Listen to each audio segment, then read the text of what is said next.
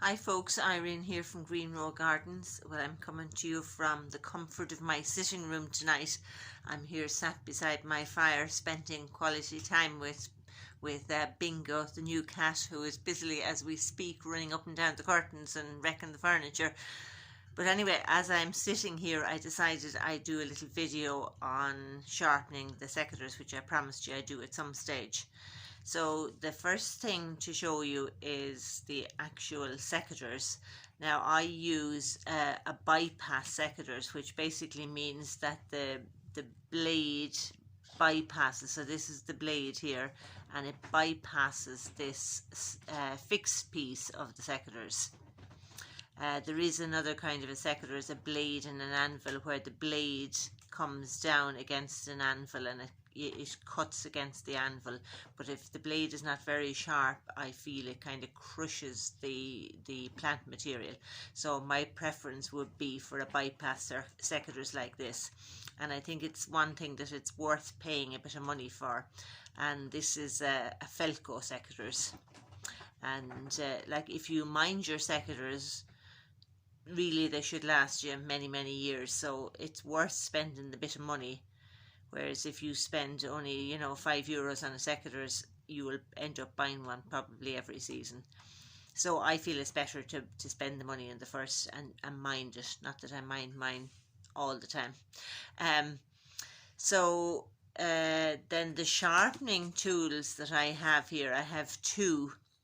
So this one is just a little stone, and it is rougher on one side than the other. And then this one here is a fancy sharpening tool. So this end is a diamond coated steel on it for sharpening, and then this is carbide on this end for finishing it off. But these come at a price tag of about €50. So, and it's only because I'm a basket maker and I have a lot of secateurs to be sharpened that my children actually bought me a present to this. So but it really is a great little tool. But because you're not likely to have it, I'm going to use the little sharpening stone tonight. And the important thing about if you're getting a stone for sharpening your secateurs with, it's not like sharpening a knife, because you have to get into little small spaces. So you don't want a huge big lumpy thing. You want to get a little small one like that if you're getting a sharpening stone. A couple of important things. The blade is beveled on this side here, so it's beveled on the side that's away from the fixed blade. So this fixed, and it's not a blade, this fixed bit here, the side of the blade that meets that, you must keep that completely flat. So what you don't want to do is to put a bevel on that side of it, because if you do that, you're going to create a gap between the blade and the fixed part, and that's when your secateurs won't cut properly.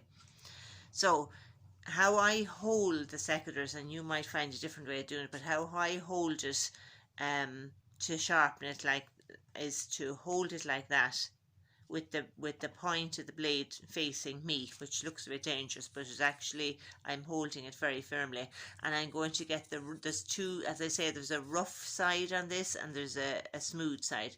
So I'm going to put down the rough side, and I'm going to go with the factory bevel. So you can see that shiny bit along the edge there? You want to go on the same angle. So hold the stone on the same angle as that, because if you hold it down flat like this, you're not going to get it's not going to sharpen it. And if you hold it up too much like this, you're actually taking the edge off the blade. So lay the stone on the same bevel as it is in the factory. So you can see that little shiny bit along there, and you go around in a circular motion like that, up and down the blade, just like that. And then you can come along and turn over the stone and do a finer job on it. And because I'm doing this, I'm creating a little bit of a what they call a burr on the opposite side. So here, when I run my finger out like that now, I can feel the slightest little bit of a burr on the back of the blade, which I told you not to sharpen. But what you can do is you can just put this completely flat and run it 2 or 3 times down along, and now that's smooth. I can feel that that's smooth there now. So just give it a couple of runs with the sharpening stone to get rid of the burr, and then I can feel that that's quite sharp now. And what's a good idea is to spray a little bit of oil on it. Then I use WD-40, because WD-40, what it actually does is it dispels any water that would be in the joint, and also in the spring. And really, I suppose you're I'm looking for my cloth here now. Looking after your tool after you work with it is really important. Like, you shouldn't wait. I have another one here that I'm going to show you that I found out in the tunnel today, which is in a disgraceful state. This one here. So, like, if you can see the difference in the two here. Now it's a lot older, so it will look a little bit different, but there's some rust on it here, and there is also a build-up of sap here on the inside of the blade, and that really is the biggest enemy to your secateurs, is sap building up and not cleaning it off. So really, when you come in from your garden, from a pruning session, you should wash your secateurs, and even to disinfect it, if you've been pruning apple trees that might have had canker or something on them, to disinfect them. So something like surgical spirits is great because it acts as a disinfectant, but it'll evaporate. Whereas if you wash it, which you can do, wash it with some kind of disinfectant, there will be some water on it, but that's where I find then the WD-40 comes into its own, because WD-40 has both penetrative properties, which it'll go in places that you can't access, but it also dispels water. So for those two reasons, it's good to use the WD-40.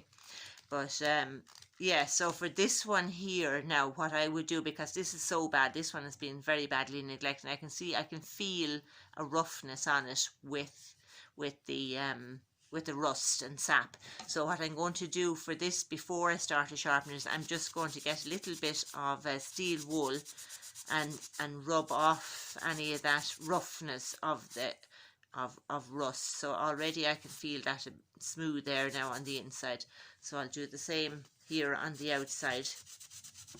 I won't spend a whole lot of time doing it now, but you can spend longer doing it.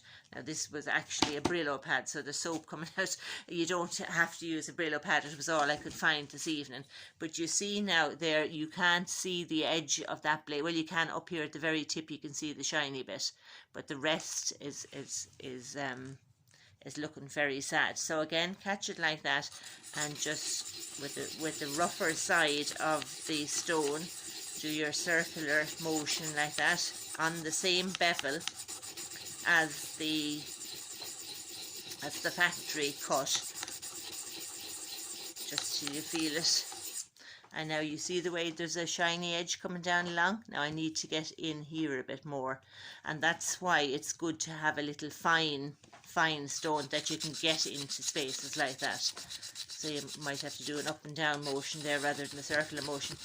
But there are other tools you can get as well, but quite often the simplest ones are the best. So like that. And then turn it over to the smoother side and give it another rub. And the thing is that the more often that you do this, the less that you'll have to do at any given sharpening session. So again, turn it over, and I can feel a little burr on that there now. So I'm just going to hold the thing flat and run it flat on the secateurs like that. And yeah, I can feel that a lot freer already. So now I'm going to give it a little squirt of the WD-40, especially into places where I wouldn't be able to reach. And then just to give it a wipe with the cloth. And really, you can sharpen a lot of your tools, even things like hoes and spades and that. It's no harm to sharpen the edge of them. It means you have to do a lot less work, and it's certainly a lot kinder to your plants if you have a sharp tool. So that even sounds better. So I hope that's been of some help to you. If you have any questions about it, give me a shout. I'll be covering the different types of secateurs when I'm talking about presents for Christmas, and I'm hoping to do that tomorrow. So talk to you then, and in the meantime, get out your secateurs and start being kind to them. Okay, over and out.